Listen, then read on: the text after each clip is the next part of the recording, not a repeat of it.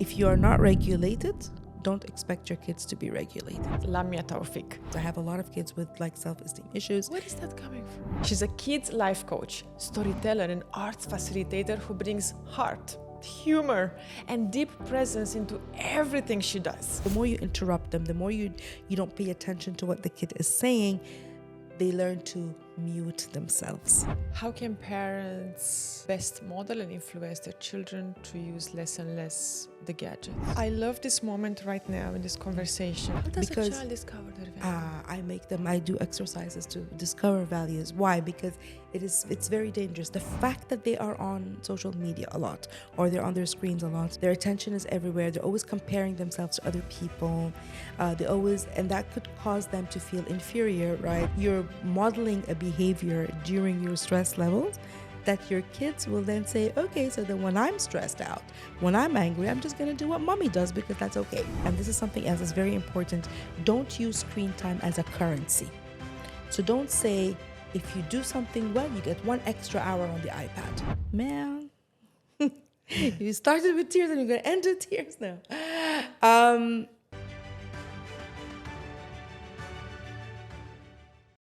Today on UnMute, I'm sitting down with someone very close to my heart, my dear friend Lamya Tawfik. She's a kids life coach, storyteller, and arts facilitator who brings heart, humor, and deep presence into everything she does. Lamya is originally from Egypt. She speaks fluent Italian and in her own magical way manages to weave culture, creativity, and lots of compassion into every room she walks into. She's the founder of I Choose, a company that helps children build confidence, learn to speak up, and own their choices from an early age, something many of us had to learn much later in life. What makes this conversation even more special is that Lamya has helped me find my voice more than once.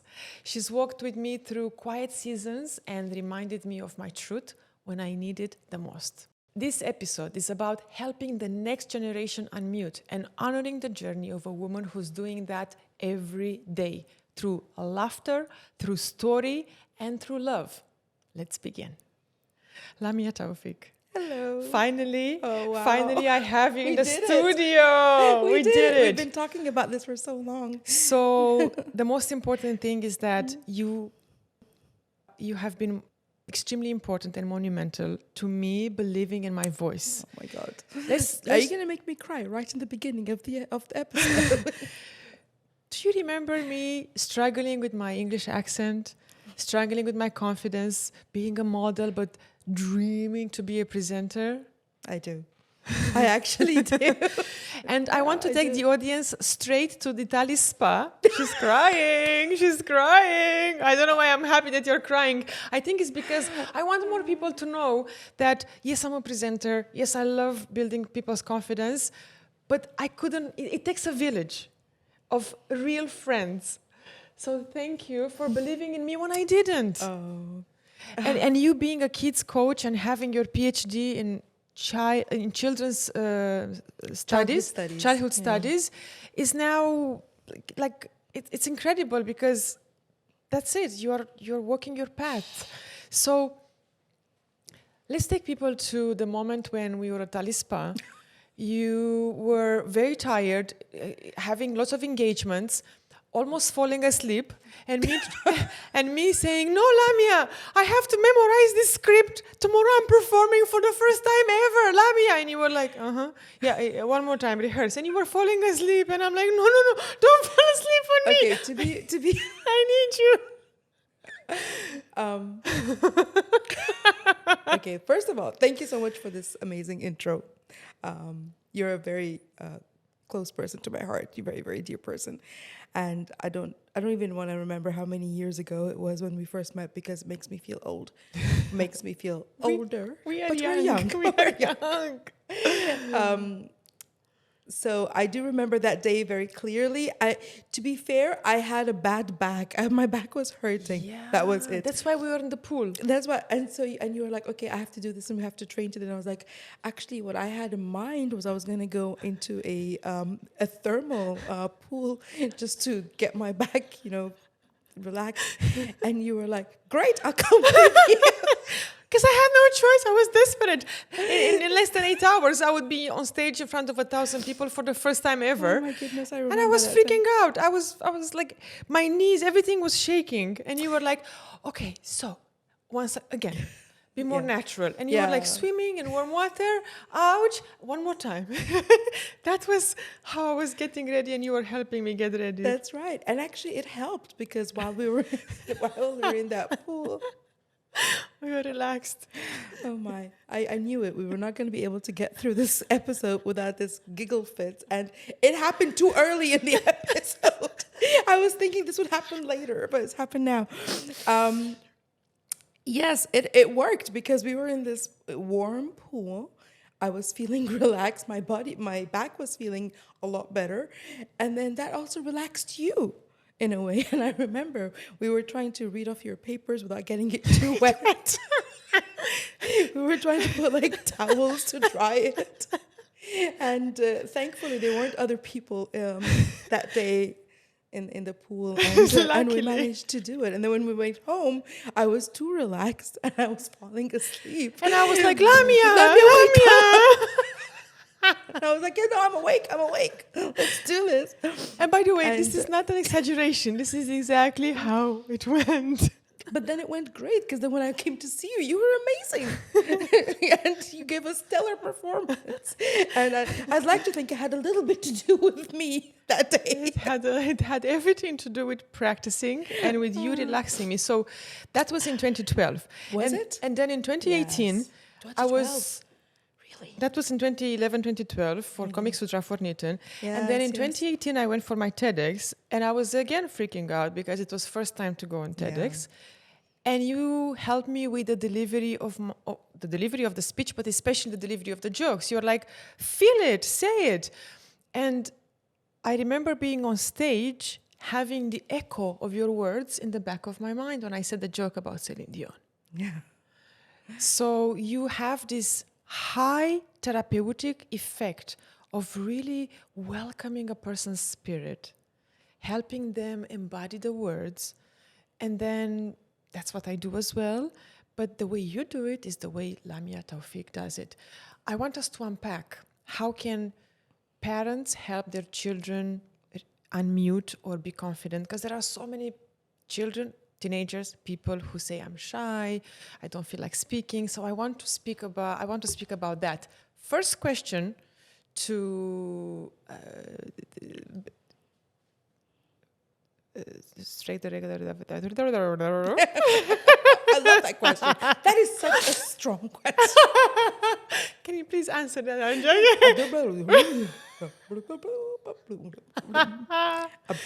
And that's where the performing arts and comedian comes out. First question to you is, when do you recall that you've unmuted your real voice? I think when I went on stage to do stand-up comedy, that was more or less around the same time. Actually, it was a few years before we had met. I remember it was February 13th, 2009. I remember the exact day. Details. Yes, I do remember the exact day because it was my friend's birthday and I couldn't make it to her birthday because of that, because if I had this show. And I remember actually getting ready to go on stage, and there was a few of us performing. This was my first time to ever perform, and one of the people who was performing on that same day is our dear friend Nitin Mirani. And I remember, and I know that you had him on the one of the episodes. I have to have all the incredible humans who have helped me on the podcast because I want to share with the world how you've helped me unmute and how I'm able to help others unmute. So you were at Nitin's show. So I was at that show, and Nitin was one of the performers, and I remember backstage. I think it was during the break. There was I think there were 10 of us on the bill, and I stood outside, and I was like, okay, so I don't have stage fright, so I never thought that I'd be scared to go on stage. So it wasn't stage fright for me. It was more like, what if I flop? What if I deliver my jokes and no one laughs, right? And I remember standing outside, and I was like, Nitin, if I just go home right now, no one will notice. I was saying it like half jokingly. And he was like, if you do that, I will come and bring you from your home and bring you right here on stage because this is where you need to go. Then he said that, and I was like, okay, fine. I'm not going to go. I wasn't really going to go home. But the thought crossed my mind. And so I did. I went on stage, I performed, people laughed. And then I felt, I like this. I like performing. I like being on stage. I enjoy this very much. And now this is the first time that first time performing, my jokes were like, okay, people were still laughing, which very kind of them. But then later on, I think stand-up comedy in my own journey was a tool of unmuting myself. In a way, it was, I didn't realize it then, but I think I used it for therapy. I think I told jokes. I took situations in my life that were unpleasant and I joked about them. I twisted them into a joke and turned them into something that's funny. That way, I could maybe either numb the pain or heal from the pain of these situations. And so a lot of it was observational humor, and sometimes I think I took the therapy too far, and I think the audience would feel my pain. And that's something else that I learned from stand-up or doing stand-up or training with great people doing stand-up, is that when you are delivering a joke, you kind of have to be vulnerable, but not make the audience feel your pain. So, later on, I took courses, I took workshops. I took workshops with Dubomedy. And I remember Mina Lichoni, a good friend of mine, telling me, Lamya, people will laugh at a clown, but if a clown starts to cry, or if the clown starts to bleed, is that what she said? No one will laugh with them. Because then they'll feel sorry for them. So then I learned to, change my sets around in a way where I'm being vulnerable but not show too much pain. So it was just the first few steps towards unmuting myself. And so is it, in a nutshell, is it that you felt you loved being on stage and then the stage was the space where you were able to alchemize, reframe what was maybe hard or heavy? Absolutely. I love being on stage. I enjoy performing, but it was also a place where I could, like you said, alchemize or process my feelings about different things. Yeah. I love this moment right now in this conversation because I have been diligent for the last 10 to 12 years in doing a lot of spiritual work. And what I've learned on the way is that releasing, processing emotions, triggers, is the way to unmuting, being closer and closer and closer and closer to your true self, to being free to express and be unapologetic. Yeah.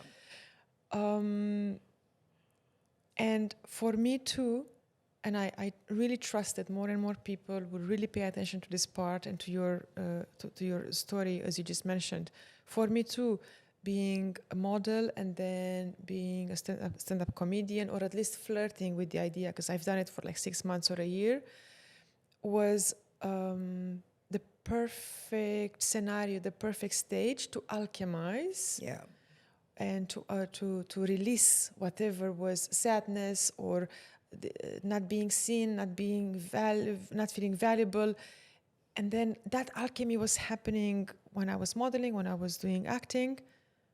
And then I was freer. And today, a lot of people, I don't know how is it with the children, with the parents that come to you, but a lot of people who are requesting to get public speaking coaching with me, they say, I love how free you are. And almost every time I want to tell them, if you would only know that it was a journey. It's a journey. In my case, it was a journey of 2 decades. Well, absolutely, because, I think so in my case, just to complete that story of stand-up comedy, I did stand up for quite a few years. And during those years, unaware of what I was doing, I was actually using my own issues, like I said, to deal with them in that space. And then I stopped doing stand-up. And the reason why I stopped doing stand-up, a lot of people ask me, like, why do you stop doing stand-up? It's not because I don't appreciate the art, but I felt like it wasn't serving me anymore. I wasn't able to live punchline to punchline.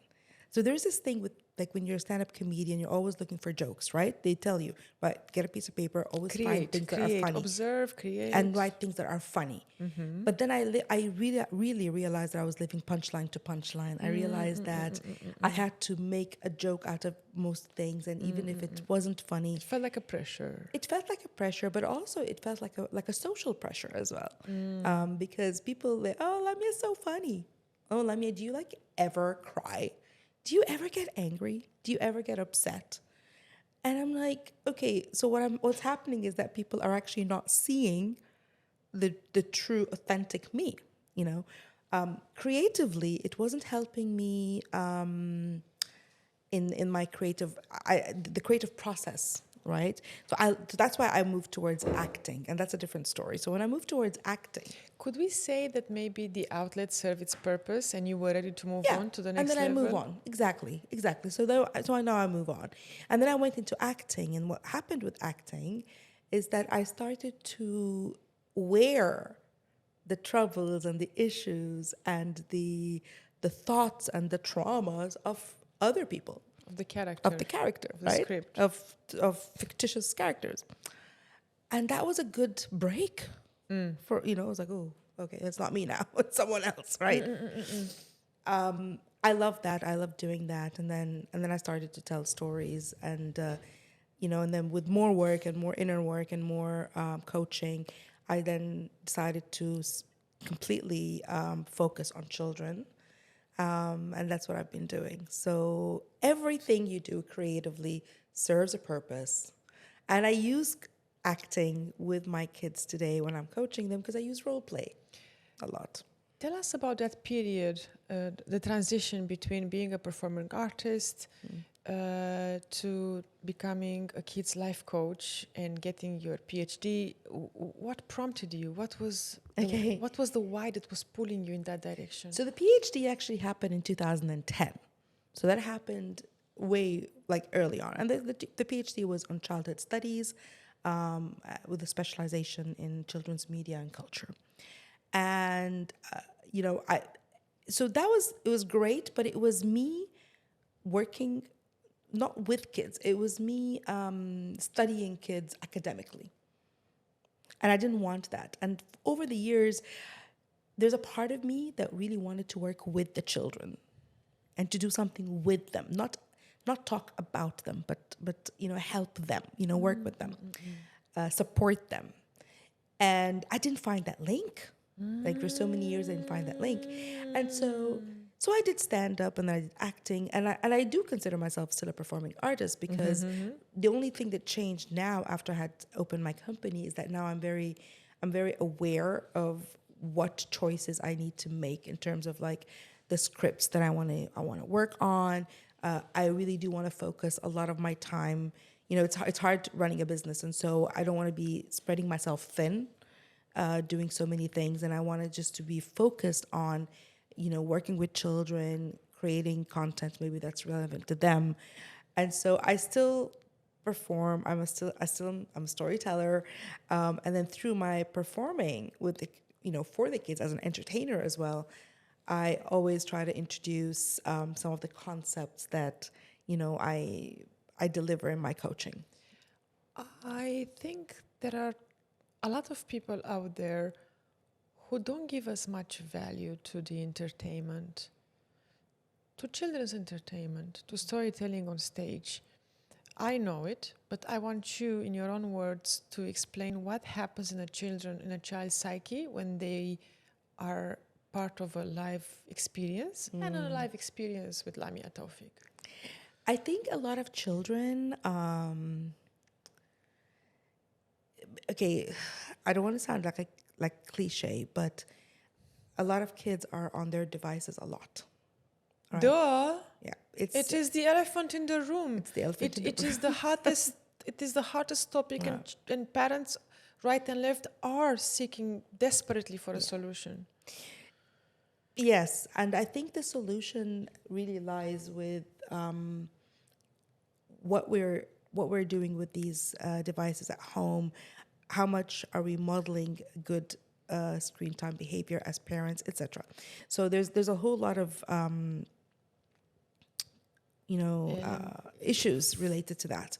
But I do think that because of that, when I'm in a storytelling session, I am competing with graphics, so because I don't pop up and I don't do like nothing comes out of my head or anything. I don't and so I have to just be a performer and so I have to be super duper animated, right? Which you are by Which default. I can do it. That's not a problem. Then I grab their attention, and I really think that one of the keys we have to really think that kids are very smart, and so when you're telling a story. I wouldn't say something like, "So, kids, what have we learned from this story?" Which I don't know. That was an approach in the 80s. Maybe that worked back then. I guess it worked for us. But today, kids, I think how they learn is to get them to think critically. Okay, yeah, of course. And I think, I say today, but I think this would have been applicable at any point in time. When you're working with kids, ask them questions about the characters. I ask them like, why do you think he did that? Oh, what do you think is going to happen? Do you agree with that? What else would you do? So because of the live performance, there is a lot of engagement. Yes. That stimulates their own Their cognition thinking, and thinking, critical thinking. Critical thinking, active listening. Then I make sure that they are following my story, and then I want to ask them about their kids the character motivation, like I said, and get them to think a little bit with me. And so as they do that, they themselves come up with solutions, etc. So I use a lot of my coaching in my storytelling. And that's only after I studied life coaching for kids, because before that I was just telling stories. Where did you go to study? Was it in the UAE or outside the UAE? No, I did it through something called the Kids Life Studio. It's based in the UK, and they offer certifications to be a kids life coach. So that's what I did. Okay, you did study since 2010. But what was your why to say, I want to offer this? Is it because you said, I really wanted to interact with them and I wanted to be closer to them? What was your why? Because I felt like I was living an existence that wasn't in sync with who I am and what I want to do. So I took my PhD. It was like a silo, like PhD. And then meanwhile, I was still working in corporate. I was still doing corporate jobs. You did the radio. You did so much. You really experimented. I did. I really tried. And I think that was me trying to find my voice, trying to find who I am. So I did a bit of radio. I did TV. And it was always things that I was doing, yes, because I needed to work, but also because I was, trying to find my voice somehow. And eventually the algorithms, thank you, algorithms, brought this program, Your attention. to my attention. And then I realized, okay, that was it. I needed to do that. Let's dive more into this. So what age group do you focus on? 7 to 13, that's my sweet 7 spot. to 13, Yes. okay. So also through AZ Consultancy, I called you a few times and there were children, there were parents who wanted coaching with you. They were super happy. I'm so grateful that you exist. First of all, as a friend in my life. Thank you. As someone who is an amazing supporter, and also that you are able to impact so many children and parents alike. What is the common denominator that you see in many children today? What would you say that, as you observe them, what do they have in common? Where do they most need support and an extra love? That's a really hard question, Andrea. Because kids are different, and they're different in terms of their. Let's break it down to categories. So there is a category of children who are maybe hyperactive. There is a category of children who are more closed and, let's say, in their shell. I think what all children need, in general, I'm going to keep it general, is they need to be heard. They need to understand, their values, who they are, right? How does a child discover their values? I do exercises to discover values. Why? Because it's very dangerous. The fact that they are on social media a lot, or they're on their screens a lot, this fact makes them sort of like diluted, right? Their attention is everywhere. They're always comparing themselves to other people. And that could cause them to feel inferior, right? They're like, oh, and this is not just true of kids. This is true of adults as well. I go on social media and automatically I feel I'm not pretty enough. I'm not rich enough. I'm not accomplished enough. I'm not all of the above, right? I feel like, okay, what am I doing wrong? And this is where I should be. And we have a filter to remember that we are adults. Imagine how it's the same with kids. Vulnerable, but they are even more vulnerable because they don't have the distinguish. They don't that, yes. And they internalize it, right? And so they internalize it. And so a lot of self-esteem issues. I have a lot of kids with like self-esteem issues. Where is that coming from? I remember I had it, but in my case, it was my parents were a bit more absent. My father passed away when I was 7, which, my mom was busy holding the house together, and emotionally she wasn't really there. And of course, it took me time to then go back to build my self-esteem and value. But in other children's case, if their parents are functioning and they are working, where do you think that this self-esteem is coming from? Because they're comparing themselves, and because they're not being told over and over, you're amazing the way you are. You can do other things. You can do, if you're not good at something, then what are you good at? And find that pride in what you're good at.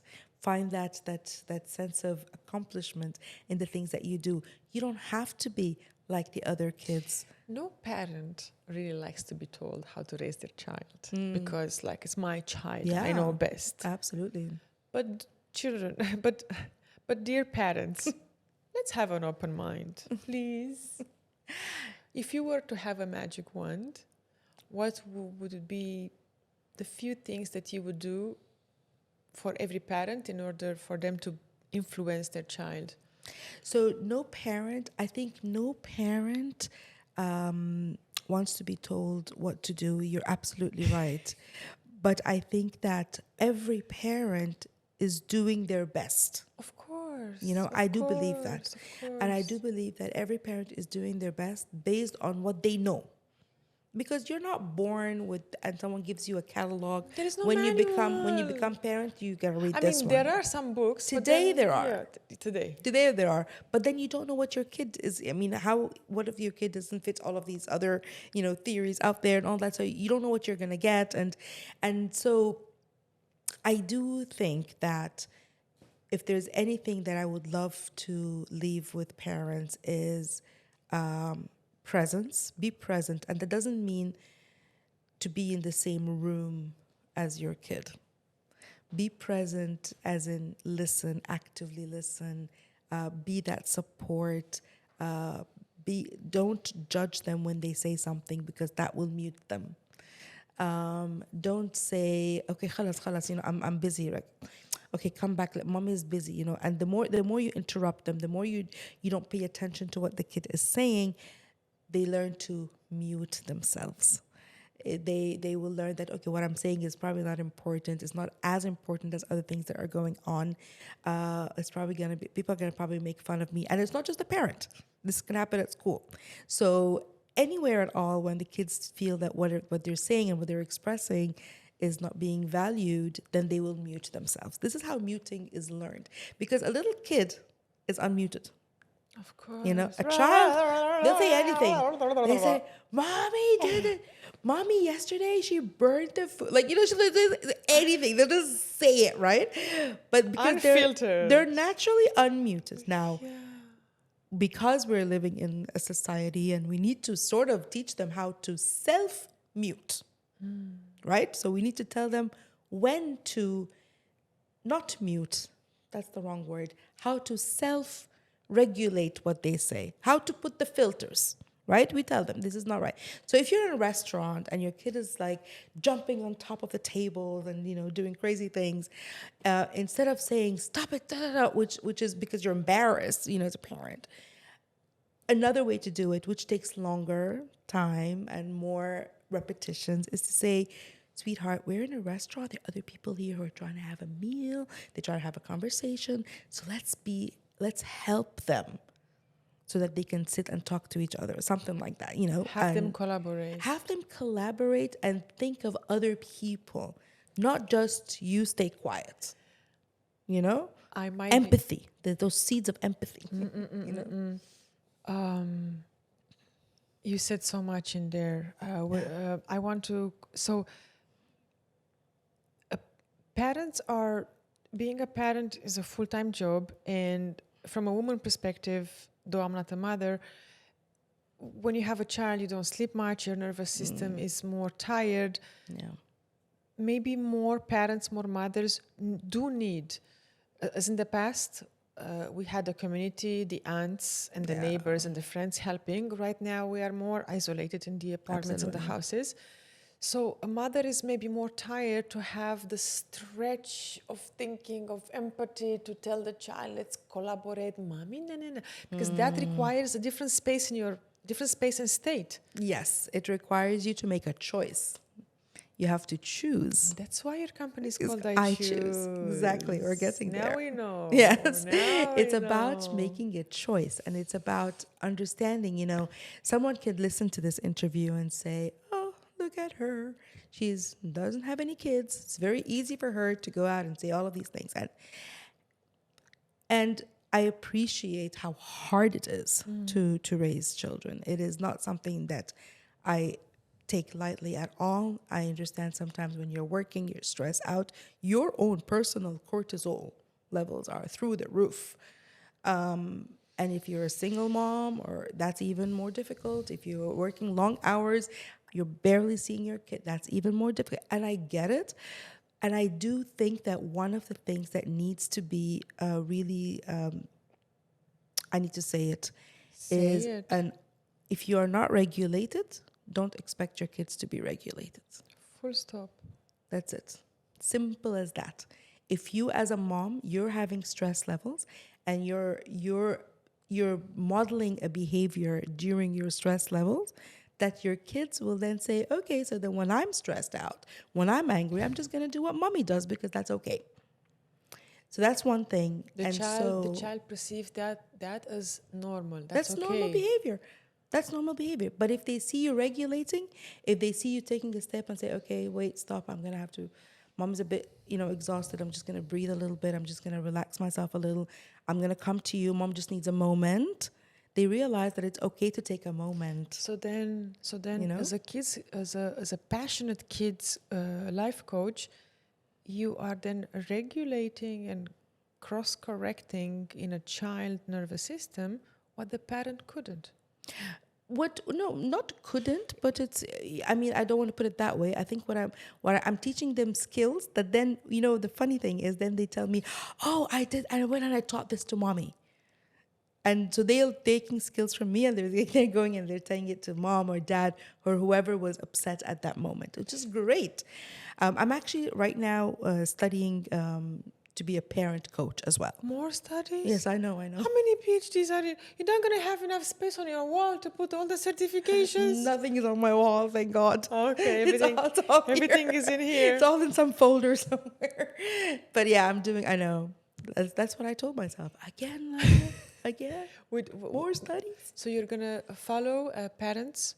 Parenting? I'm doing a parent coaching certification, mainly because I realized that as I was working with children, that I think a lot of parents need support.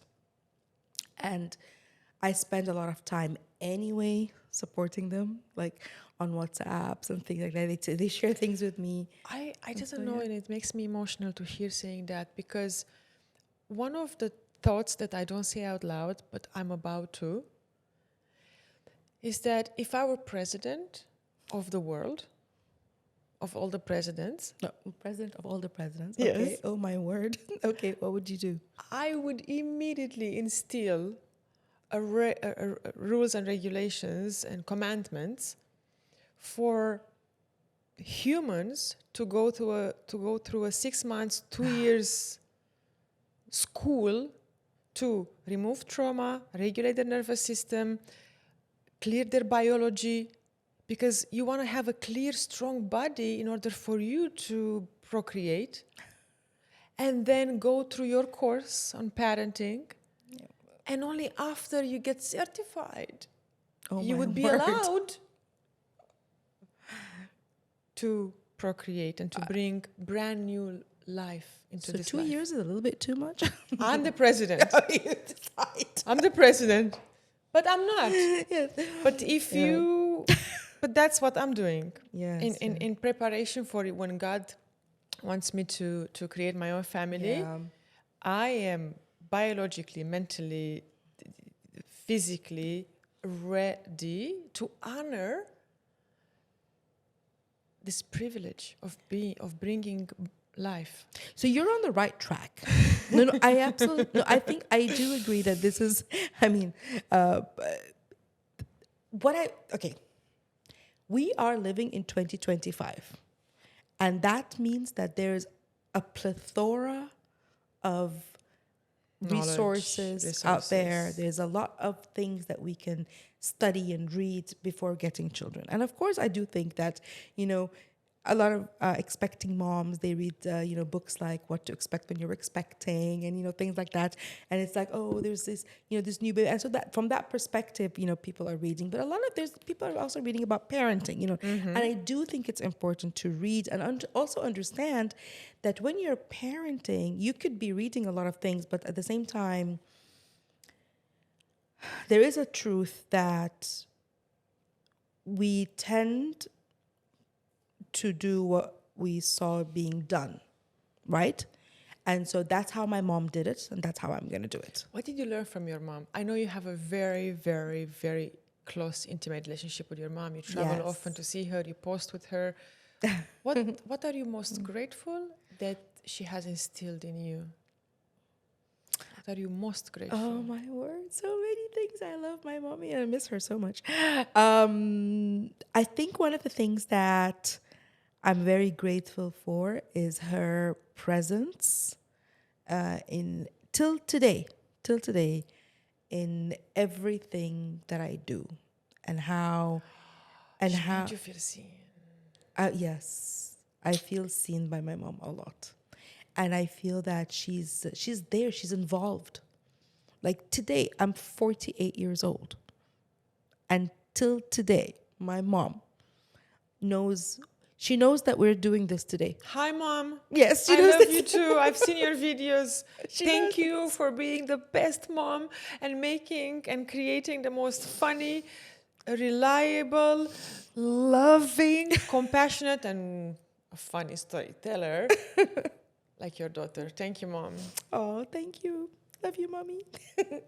But she knows that, like, she's involved in everything that I do. She knows like where I'm going, and I love that. And that helps both of us.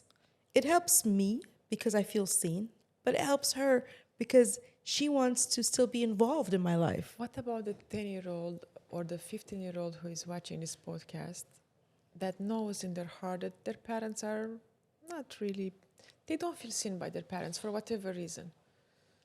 What would you say to that child or teenager? I think when they are with their, I think sometimes they need to also reach out. So if they're not seen, then they can make themselves seen. They can connect with the parents. If they're 15-year-olds, of course, you're saying they're much older, right? And not to give up, and to understand that having a connection, your parents, your family are your actual wealth. This is something that, no one will love you unconditionally like your parents or your family will. No one. When you are an adolescent and you're going through puberty, you don't comprehend that your family is your wealth. You don't. Because your hormones are changing. They're everywhere. And you think you are on top. My friends. Yeah. Yes, yeah. But that's the thing, and it's very important. My assumption is that oops, it easy. I think I'm with that. My assumption is that parents are watching this and not the children. So with the children, it'll be a different discourse. However, I think if you're if you're a teenager watching this, do understand that your parents are your true wealth, and that friends will come and go. Hi, I'm coming from the future, telling you that friends will come and go. They will. They'll come and go. You will have your values will change over years. Your own set of what's important for you that will change as well, and so make sure that you're with a tribe that lifts you up. And if you're struggling to make the connection with your parents, then make that step. Tell them, unmute yourself. If that's important for you, then unmute yourself. Speak to your parents and say, Mom, I'd love us to hang out more. Or Dad, can we take a weekend and where we can go, I don't know, hiking or whatever it is that you like to do. And so make that effort. And while you're with them, leave your phone away. Put your phone away. Don't hold it in your hand, because just being in the same room with someone else, but each of us is on their phone, then you're not really... It's not real presence. It's not presence. It's not quality time. What would you say that very often parents learn from their children?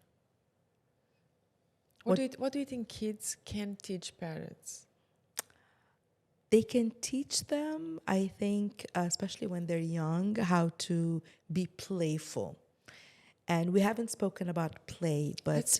Let's play. Let's play. I think play is so important. Play, in fact, the name of my company is I Choose, but my tagline is playful growth. Yeah. Because I believe that play is the language of children. Children learn through play. They learn through, interacting with others, and through play, they can understand certain concepts. So even in my coaching sessions, I'm always bringing things that are playful to explain something, right? And so instead of just saying it, because if I'm going to just explain it to you, if I say, I'm going to explain fight or flight to someone, an adult, I can just use the words fight or flight. But with kids, you have to be playful, right? And so I think... Speak their language. You speak their language. And I think when parents do that, when parents learn how to, when they use that with their kids and they see how their kids play, they themselves can feel more relaxed and more open. So one of the things is they learn they can model playfulness from their children. They can model What playfulness. else do you think children are teaching parents? Apart from children being a huge mirror. Yeah. Apart from that. They are a mirror. And I think what they can teach them is adaptability. Kids can be very adaptable. And so that's something that, I think we lose over the years. Curiosity. I wish I could see the world through the eyes of children. Everything is new. Everything is new. So, I'm looking at just even around this room, there's decor on the wall, which you can't see, but it's right there. And it's like, I'm looking at that and I'm just like, oh, it's nice decor. But a kid would look at that and say, ooh, how are these things hanging? How are they not falling? They're just curious to know about the world. Discover the world. And the way, if you see a little baby holding anything, the way they're looking at it, it's like the whole world. Give them a piece of apple. Apple, yeah. Just a piece of apple. They will zoom in it. They're zooming in on the apple, holding it, feeling it, because it's new. Anything. So then we lose that over the years, because now we're grown up, we know everything. We are assuming, we are generalizing. We're like, yeah, that's a fruit. This, yeah, that's something. Yeah, no, but let's go closer, A few years ago, I was traveling with a group of friends, and I remember my friend, her husband, we were somewhere where there was like a garden, and he was literally looking at the because he's a chef, and so he uses a lot of herbs, when he's cooking, and so he was looking like, oh, look at this, and he's like, actually, he was such a conscious, mindful traveler, and it was stunning for me, and I was like, wow, I haven't seen that in adults, only in like children, do I see that, and I thought it was fantastic. Playfulness, Curiosity, yeah. And also being unmuted at times, and to free, no filters. I mean, no, Dad, no, Mom, no, no, Mom was doing this. Mom, we need filters, but we don't. But not complete. You know what I mean? Like it's they express themselves. Self-regulation. Yeah, they express themselves. I would like to tell my amazing audience how unmuted I am and how cool I am. Perché io posso parlare italiano con te. Sì, è vero. Io voglio sapere, tu parli italiano con i bambini? So, I also speak Italian, being a Romanian citizen. But how many Egyptian people, who speak Italian better than the Italians? No, non è vero. Non è vero? Non è vero, io parlo italiano, ma non meglio dell'italiano. Non è vero, non è vero. Ti amo. Sì, I love your accent. Bene. I love your accent. How did you happen to learn Italian? You wanted it. I wanted it. Yes, I was so I was mesmerized by the beauty of Italian. It's such a beautiful language. And how long it took you to study it? So how long did it take me? 2.5 years. I was taking classes when I was in Cairo. So I was born and raised in Dubai. We haven't said that part. I was born and raised in Dubai, but then there was a part of my life where I was living in Cairo. And during those years, I studied Italian and yeah. Egyptian born and raised in Dubai goes to Egypt to learn Italian, to come back to Dubai to tell stories and be a performer and a kids coach speaking Italian and English and Arabic. I do have Italian clients. I do, yeah. So which means that my clients are. So I have Arabic speaking clients, English speaking clients, and I have Italian speaking clients, which is great. What's your vision for I Choose and for the parents of tomorrow and for the children, for the next generation? I Choose is all about making choices, and that's the reason why I called it that. I feel like what I want to do, the thing that I want to do is to get children to understand that everything that they do, they can control. I always, say, what can you control? There are things you can't control, but what can you control? Your thoughts, your feelings, and your actions. And so if you control these things, make choices based on what your values are, then that's it. You can go through life with agency. And I do believe that. And, that's the reason why I called it I Choose, because they can be leaders of their lives, but through making the right choices. How can parents best model and influence their children to use less and less the gadgets? Just use it less and less in front of them. As simple as that? Yeah. I mean, not just in front of them. And if they say, but my child is I have an amazing neighbor. She has a 4-year-old, and she tells me, I can't. He's on the screens. He's addicted. Okay. What option does the mother have in this case? Okay, okay, great. Okay, let's remove screen and let's put drugs. I know. Will you still give your kid the drug? I know. No, right. So same. The idea is not just, we're not saying children should never ever be on. I actually don't think children should be on screens until later on in what age? 12, 14? Yes. See, I could be a kid's life coach for a minute. Yeah, 12, 14 is when they should have gadgets that they own. But before that, iPad for schoolwork. I know some schoolwork is only on the iPad, all of that, that's fine. But what I'm seeing today is I'm seeing little kids in prams in the mall. I know. On their screens. I can't. I'm seeing it them hurts me. In restaurants. I can't. In families. So when I arrive to do my coaching, the kid is usually on the screen. As I'm arriving, he's there. Hi. Numb. Are you ready? Yeah. Do you want to put this? Like literally, they're on their screens. No, I can't. I've seen homes where kids can only eat if they're watching Coco Melon or whatever. They're only How like, do you interrupt this, Lamia? You have a hard job. I mean, I tell them that they shouldn't do that, and they need to. This needs to be not imposed, but it needs to be regulated by the parents, right? So the parents should say no screen time, but don't use screen time as, and this is something else that's very important, don't use screen time as a currency. So don't say, if you do something well, you get 1 extra hour on the iPad. No, because it's transactional. Don't Then it use becomes that. transactional. No, Then yeah. it becomes a reward. Then it becomes more desirable. No. So then if I'm desiring it, then it means this is like, think of it as a spoon.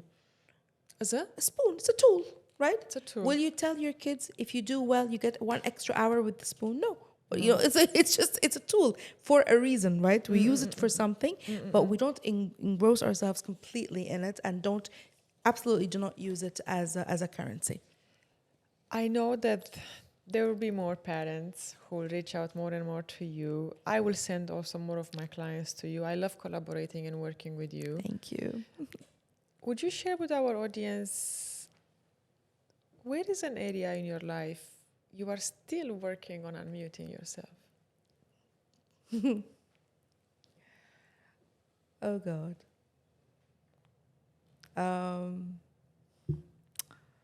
Man.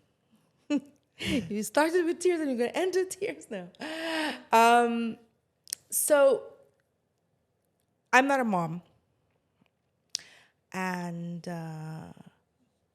most days I'm okay with it because I found my outlet. I found a way to be an additional mom to families, when I'm working with kids, I get to, use a lot of my maternal, obvious feelings. But I think it's an area that's still sore for me. Okay. And I've come to accept it. I'm very accepting of, whatever God has, decided for me. And, this is where faith really plays a, very important role in my life. That way I'm at peace with the fact that it's not something that will happen in my life.